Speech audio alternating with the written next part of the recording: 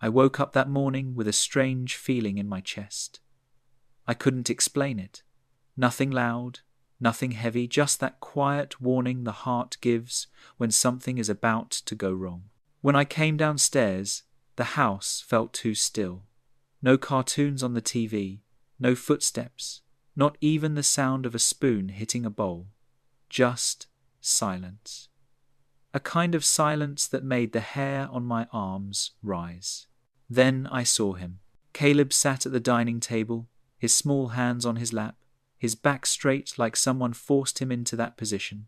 In front of him was a full plate of food, eggs, bread, fruit, everything a child should be happy to see. But Caleb didn't look happy. He didn't even look hungry. He looked scared. Not the kind of scared you see in movies. A different kind. A quiet kind. The kind that sits in the eyes of someone who has learned to survive by shrinking themselves.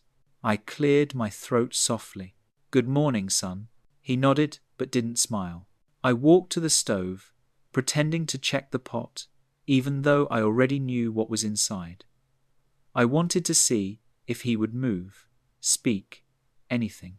But he sat frozen, staring at the plate like it was something dangerous. Something felt wrong, terribly wrong. I pulled out a chair and sat across from him. His eyes flickered up, only for a second, then dropped again. That tiny moment was enough for me to see the redness in them, the shine of fresh tears being held hostage. "Why aren't you eating?" I asked. He didn't answer. I softened my voice. "Did you not like the food?" Still nothing. I leaned a little closer. "You can tell me, Caleb." Finally, he lifted his head, very slowly, like it weighed more than he could carry. His lips trembled, his small nose flared with tiny breaths, and his eyes moved to the food, then to me, then back to the food. What he said next froze every bone in my body. "Can I eat today?" The words were soft, almost a whisper, but they hit me like a hammer. "Today?" I repeated, not because I didn't hear him, but because I didn't believe what I heard. He nodded once, and then, without warning, tears poured down his cheeks. Not loud crying, not dramatic sobs, just the kind of tears that fall when a child has held too much inside, far too much. I stared at him, my heart pounding, my mind spinning. Why would a child ask permission to eat? Who told him he couldn't? And why did he look like he expected me to punish him for asking? I reached out slowly, placing my hand on the table so he could see I meant no harm. "Caleb, you don't have to ask me that. You can eat any time." But his reaction told me something darker than I imagined. He didn't reach for the food. He didn't relax. He didn't smile. He only looked at the door, the one his father usually walked through. And for the first time that morning, I understood something. Caleb wasn't afraid of the food. He was afraid of what eating it meant. Caleb's eyes stayed locked on the door, even though his father was miles away on a business trip. That alone told me everything was worse than I thought. I tried again. "You can eat, son. You're safe." But he shook his head quickly, too quickly, as if safety was something he didn't believe in anymore. I didn't push. I only watched him, studying every tiny movement he made, and I noticed something strange, something I should have seen earlier. Caleb wasn't sitting in the chair. Not properly. He sat right at the edge, with his feet flat on the floor, his hands pressed on his thighs, and his back perfectly straight, like someone told him exactly how to sit. Like sitting normally was a mistake he had been punished for before. And the way he kept checking the time on the wall clock, every 5 minutes, every glance full of fear. I took a deep breath and decided to test something gently. "Caleb," I said softly, "would you like a little juice?" He froze. His fingers tightened on his thighs until they turned white. His breathing changed shallow, fast. Juice was a normal drink for a child. So why did the offer terrify him? "No," he whispered, eyes on the clock again. I'm not allowed, not allowed. Those two words sank into my stomach like a stone. Allowed by who? His father? And why juice? Why food? Why anything? I stood up slowly and walked to the fridge. His eyes widened instantly, and he pushed back a little in his chair, not running, not screaming, just a small, quiet movement of fear, like he had learned how to panic silently. I opened the fridge. It was almost empty. Only a few items sat inside. A small container of rice, 2 apples, a half carton of milk, a bottle of water with a line marked on the side, a line drawn with black marker to show how much water he was allowed to drink. I didn't touch anything. Not yet. I needed to understand more before I made the next move. Who drew that line? I asked gently. Caleb's lips tightened. His eyes filled again. He shook his head slowly. It's just the rules, he whispered. Rules? A 10-year-old talking like a trained soldier? Something twisted was happening inside this house. I walked back to him and sat down. Caleb, you can tell me anything. I won't be angry. He shook his head once, then again, harder. His eyes dropped, and then he did something that shook me more than anything else that morning. He reached under the table, lifted his shirt a little, and rubbed his stomach shakily, as if remembering something painful. Not a bruise, not a scar, something deeper, something emotional that hurt just as much. I leaned closer. Does it hurt? He let his shirt drop instantly and whispered, It's not pain, it's hunger. I get used to it. Used to it? A child should never speak like that. I felt a fire rise inside me. Not anger, something stronger. Determination. I needed answers, and I needed them before his father returned and everything became harder to uncover. I stood up slowly and said, Come with me, Caleb, let's talk. He didn't move. His eyes moved to the clock again. It's almost time, he whispered. Time for what? And why did the words fill the room with a coldness I could feel in my bones? It's almost time. Those words circled in my head like a warning bell. I knelt beside Caleb so I could meet his eyes. Time for what? I asked quietly. He swallowed hard, his small throat moving like it hurt. I have to stand by the window. Why? He didn't answer. Instead, he slid off the chair, like someone trained to obey an invisible order, and walked slowly toward the living room window. His movements weren't normal. Every step looked measured, controlled, rehearsed. He stopped exactly 1 foot away from the window frame. I watched him raise his chin slightly and place his hands behind his back, the way adults stand during punishment. A 10-year-old boy, standing like a prisoner. My heart tightened. Caleb, I murmured, who told you to do this? He kept staring outside, his eyes glassy. I have to stand here every morning when Daddy leaves for work. Even if he's not here, I still have to. So he won't be angry when he comes back. I felt something dark crawl up my spine. He performed tasks even when the man wasn't home. Fear had trained him better than any voice. How long do you stand there? I asked. He whispered, 10 minutes. Why 10? He blinked slowly. That's the rule. There it was again. The rules. Rules no child should ever have. I let him stand there for a moment, not because I agreed with the rule, but because I didn't want to break his sense of safety too suddenly. When a child has been controlled that deeply, forcing change too fast can frighten them more.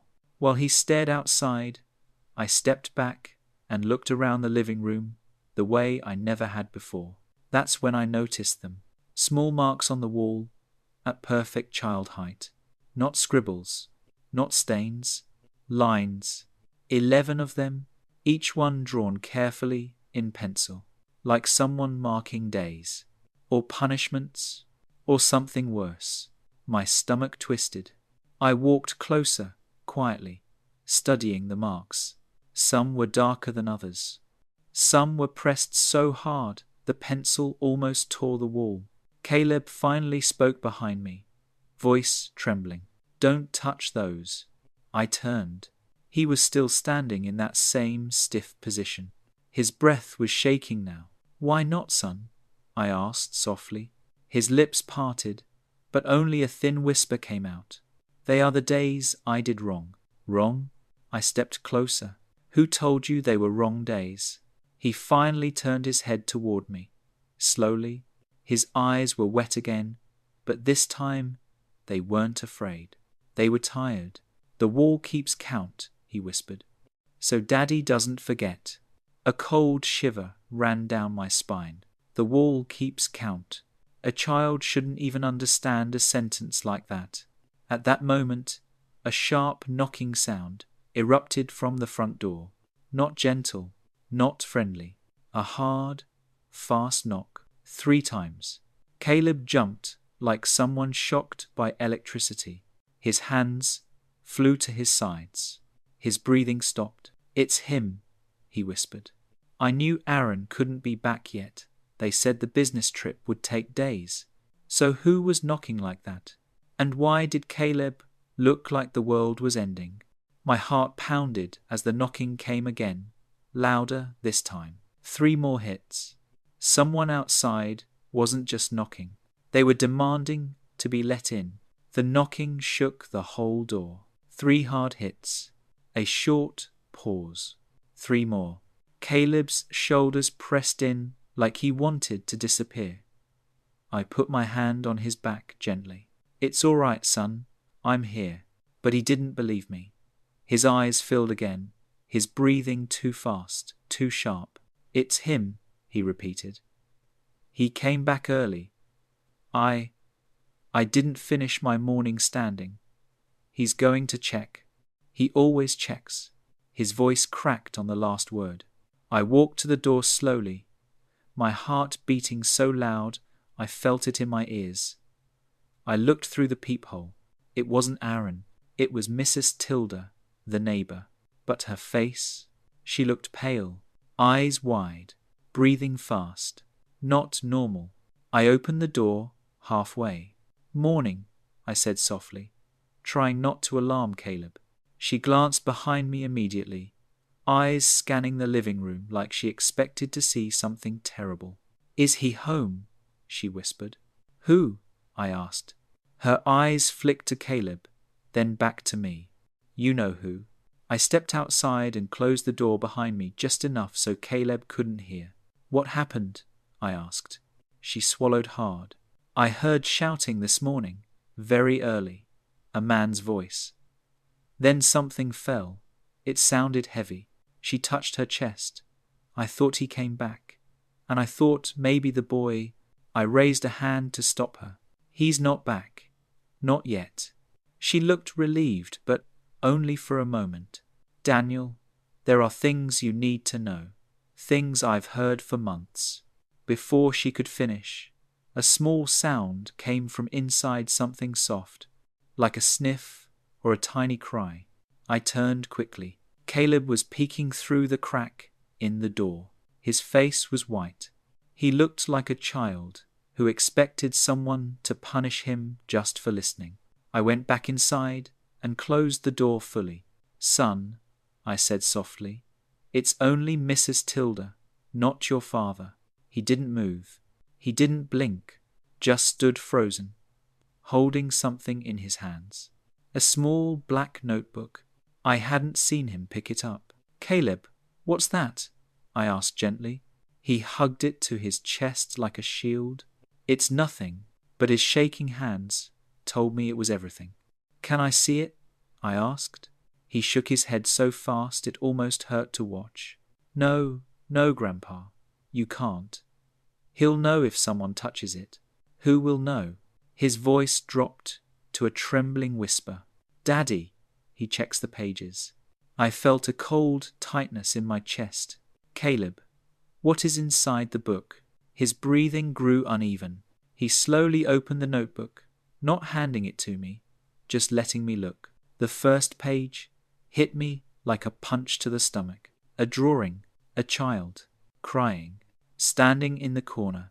A tall man drawn with angry lines stood over him. Next page. A plate of food with a giant red X over it. Next page.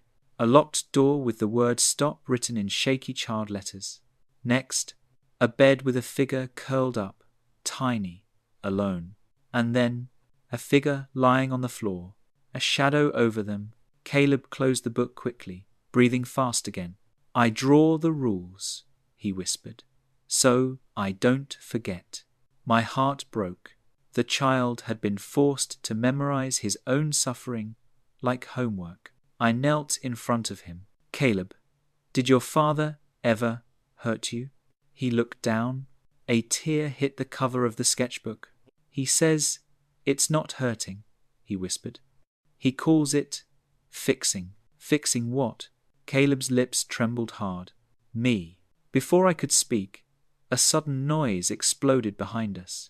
The sound of the doorknob turning, not knocking, not tapping, turning. Someone was trying to come in, and this time it wasn't Mrs. Tilda. The night fell heavy over the house, and the air felt colder than usual, like the walls themselves were holding their breath. Evelyn paced the living room, still shaken from the note she found under her pillow that read, "You missed the real enemy." Then, bang, a door slammed upstairs. She froze. Everyone else was asleep, or at least they pretended to be.